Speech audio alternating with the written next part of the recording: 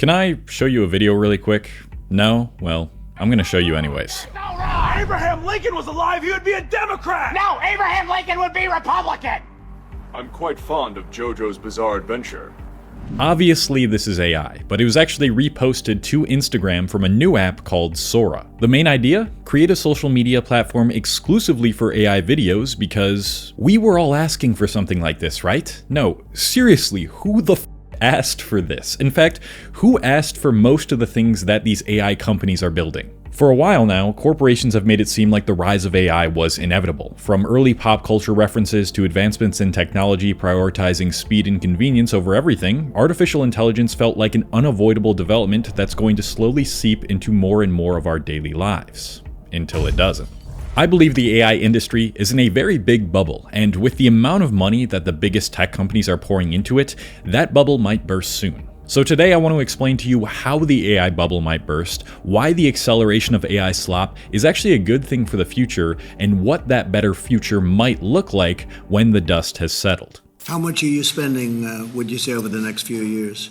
Oh gosh. I think it's probably going to be something like, I don't know, at least $600 billion through 28. That's a clip from September 4th at the White House when Donald Trump hosted Mark Zuckerberg and many other tech giants for dinner. What was the $600 billion investment he was talking about? That's the amount of money Meta plans to spend solely on building out data centers, aka buildings that hold GPUs to train AI, by 2028. And in 2025 alone, tech companies are projected to spend about $400 billion on infrastructure to train and operate AI models. Derek Thompson put it into a rather grim perspective when comparing this type of spending to the moon landing. He states, the Apollo program allocated about $300 billion in inflation-adjusted dollars to get America to the moon between the early 1960s and the early 1970s. The AI build-out requires companies to collectively fund a new Apollo program not every 10 years, but every 10 months. These numbers are incomprehensible, and they simply just don't make sense when you think about it, because how do these companies expect to make all this money back? Well, they don't. They don't expect to make it back, but they're just going to keep spending it anyway. One reason big tech is trying to blow up this bubble even further is because, surprise, it warps how well the economy is doing. According to data from the Department of Commerce, investment in software and computer equipment, not even counting the data center buildings, accounted for a quarter of all economic growth in Q2 of this year. Investor Paul Kodrowski found that in the first half of this year, the data center related spending probably accounted for half of the entire US GDP growth. And for the first time, spending on data centers has now surpassed office construction. But it's not just the big tech firms doing the spending. Private equity firms have been pouring in capital too. Brookfield Asset Management, a major real estate investor, projects that building out AI infrastructure could absorb around $7 trillion in investment over the next decade. And on top of that, there's been reports that these companies are downplaying their infrastructure spending, inflating their profits even further. But before I explain that, I gotta enjoy a cup of coffee from today's sponsor, Cometeer. If you're like me, then part of the reason you drink coffee is not just for the boost in focus, but also for the taste. And this coffee tastes so damn good, I might be hooked. Only problem is, getting a good cup of coffee requires you to either go out and buy a cup every day or go through the entire process of measuring and grinding your own beans, and even then it might not always taste great and usually makes a mess. But Cometeer has provided one of the most unique and clever solutions to this problem that I've ever seen. This coffee is delicious, ready in seconds, and requires no machine because it arrives already brewed to perfection and flash frozen at peak flavor. It comes on dry ice, ready to go straight from your freezer. All you have to do for hot coffee, iced coffee, or espresso style drinks is melted. The coffee comes packed with twice the coffee, twice the flavor, and yes, twice the amount of caffeine as normal capsules. For a hot coffee, you just pop the capsule into a glass and pour 8 ounces of hot water over it. For iced coffee or a latte, you thaw the capsule first, then pour it over ice water or milk. Cometeer sources the best coffee from award-winning roasters like Onyx, Counterculture, and Intelligentsia. I've been exploring their Discovery box, and my personal favorite coffee is Proud Mary's Humbler, which has a chocolate fudge base and a nice bit of sweetness like a date as an aftertaste. Cometeer has completely changed the way that I get to enjoy my coffee. I get to enjoy this incredible cup every time with no machines, no hassle, for just $2 a cup. If you haven't tried Cometeer yet and you want to get really good high quality coffee easily and efficiently, you can get $20 off their Discovery box, which features 8 unique coffees curated by world barista champion James Hoffman. Head over to cometeer.com/Cole or visit the first link in the description and order yours today.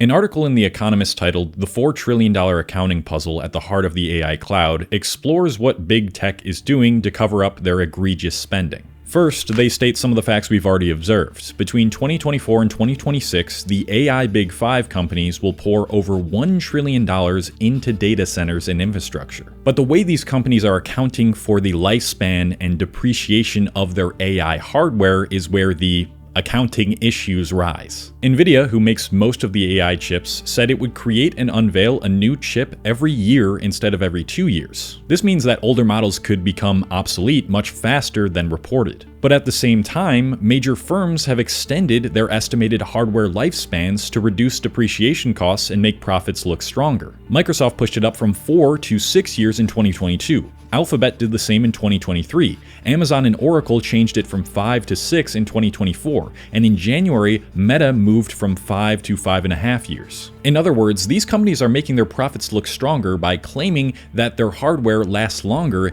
even as new chips make them obsolete faster. If AI chips actually last only 2 to 3 years instead of 5 to 6, profits could be severely overstated. Analysts estimate 5 to 10% of earnings per share could vanish from increased depreciation, and the total hit across the top 5 firms could reach $780 billion to $1.6 trillion in lost market value. Additionally, that investor I mentioned earlier, Paul Kodrowski, found that big AI firms are also shifting huge amounts of AI spending off their books into SPVs, or special purpose vehicles, that disguise the cost of the AI build-out. This is really just another clever way to move the financing off their balance sheet. Out of these developments and findings, a concerning trend can be observed, one that might seem obvious to you now, but it needs to be reiterated. This incredible growth we're seeing in the stock market and economy is based on AI hype and momentum more than ever. As Derek Thompson puts it, whereas equity prices have historically followed earnings fundamentals, today's market is driven overwhelmingly by momentum, as retail investors pile into meme stocks and AI companies because they think everybody else is piling into meme stocks and AI companies. But the hype is beginning to die out, and the consequences are not going to be very good. In their latest bi-weekly survey of AI adoption, the US Census Bureau found evidence of an obvious drop-off in corporate AI use. Usage of AI tools among companies with over 250 employees dropped from nearly 14% in mid-June to under 12% in August. The software itself, in some regards, seems to be regressing too. OpenAI's latest model, GPT-5, performed worse on benchmark tests than its peers. But the most staggering statistic? 95% of US companies that took up AI reported that the software has failed to generate any sort of new revenue. So when exactly will this bubble burst? Because it's gotta give eventually, right? Well, I'm neither an economist nor a historian, so I can't really tell you, but people much smarter than me estimate that all of this spending in infrastructure and AI chips will lead to a crash sometime within the next few years. Economist blogger Noah Smith outlined 4 conditions of an upcoming crash. The first is that we have a big story about why this time is different, the idea that AI will change everything and that data centers will thus earn huge returns. The second condition is that we have a large and increasing amount of debt being used to fund one single sector of the economy, that's data centers, meaning that the loan's default probability is probably highly correlated. The third condition is that we have an opaque corner of the financial system, that's private credit, that has recently grown from a tiny piece of the system to a very significant piece. And the fourth condition is that we have systemically important lenders, like banks and possibly insurance companies, enmeshed in the new sector of data centers in a multitude of ways. It seems that the rise in AI hits all 4 of those conditions. I also forgot to mention a couple important points that I want to briefly bring up because I think they're important to raise awareness around. And the first is that these data centers are disrupting many people's living conditions. Residential communities in Northern Virginia, for example, are getting boxed in by AI giants, overtaking spaces once belonging to offices, churches, and historic sites. A 2024 economic impact report stated that 1/3 of data centers are currently located near residential areas, thanks in large part to, quote, inadequate local planning and zoning. and this is ruining the residents' quality of life. The other thing I wanted to bring up is the absolutely absurd amount of energy and resources required in order to run these data centers. The latest reports show that 4.4% of all the energy in the US now goes toward data centers. The carbon intensity of electricity used by data centers was 48% higher than the US average. At the same time, many data centers are shifting toward more carbon-heavy energy sources, such as natural gas, to meet short-term demand, producing a growing trail of emissions as a result. So now we've thoroughly explored the damaging consequences this unprecedented investment in AI is going to have on the world and the economy in the future.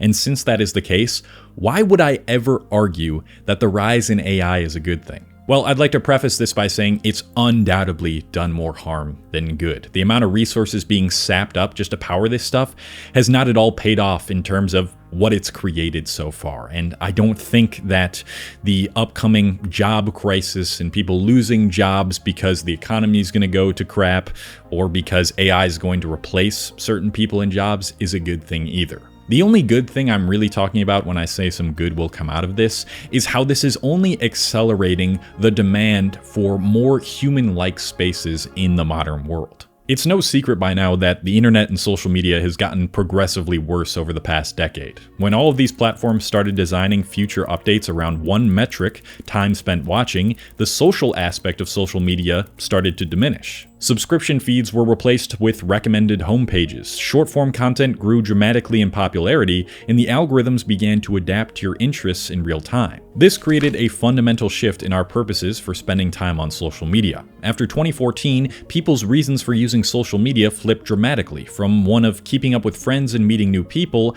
to instead following celebrities and filling spare time. This was no accident. Big tech corporations realized that it's more profitable to foster attention than genuine connection, and therefore transformed creators' incentives from one of building community to feeding the algorithmic void. I'm not sure how many of you agree with me here, but even though I still use social media for a couple hours a day, I feel like that couple hours is just so much less enjoyable than it used to be in, let's say, 2016. Like sometimes I'll just be scrolling or watching some videos or hovering over a video on my YouTube home feed, and I'll just stop and think to myself, like, why am I here? Why am I doing this? I've said this in a previous video discussing these sorts of critiques in more detail, but when creators are incentivized to appeal to an algorithm, this makes their content more algorithmic and robot-like. Whereas in the past you might have felt a real connection with some of the biggest creators on each platform because they just seem like funny, down-to-earth humans, now they feel disgustingly sterile and fake, if that makes sense. And with AI entering the picture, it's starting to become a place that feels less human than ever before. Companies are spending obscene amounts of money trying to figure out where AI can make a profit, which has just created so much junk AI tools and content that cannot possibly last. But if AI slop continues to seep deeper into these platforms, becoming both indistinguishable from reality, yet unmistakably inhuman, and people keep outsourcing more of what once required a human touch, it's inevitable that demand will surge for anything that can proudly declare no AI involved, aka real human creativity and community. I'd imagine that in the near future, there will be a social platform specifically designed with that principle in mind, that doesn't allow short-form content and prioritizes subscriber-driven communities over recommendations. And on that platform, there could be some sort of filter that automatically bans AI content and creators. And I know that that sort of platform might never be as profitable as what these big tech companies are producing, but I feel like there's still going to be a demand for something like that if we continue being on the internet. The same can be said for other industries. If AI becomes heavily relied upon in all these sectors, what will emerge from that are these specific human-only creativity and labor sectors, where the usage of AI is banned from them, and maybe the people working in these industries can charge a premium. And overall, I think the closer we get to the breaking point where most people are saying, this garbage slop is terrible and I can't take it anymore and it's making me feel awful and disconnected from anything, the closer we are to getting a revival of touching grass, aka being chronically offline. In fact, I think we're already seeing these trends creeping up under the surface. Everyone is chronically burnt out from an onslaught of digital devices attacking their retinas, and all of this data coming out about loneliness rates and the dangers social media has on mental health. People are even getting AI psychosis now, which honestly is worth making an entire video about. And while there will always be people who succumb to it, the increased awareness of these facts is creating a revival in certain corners of the internet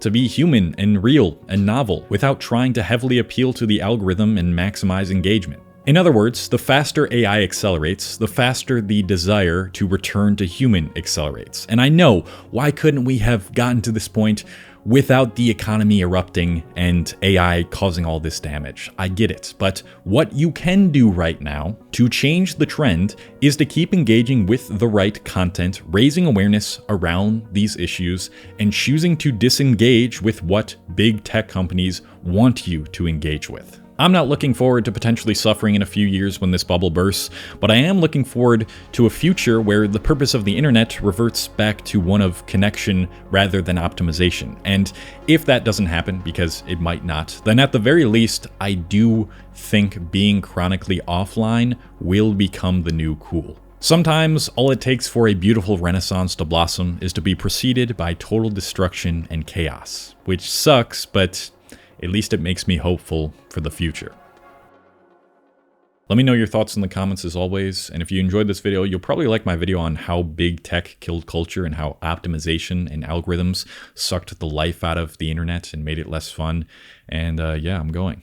Resist slop, resist slop, resist slop.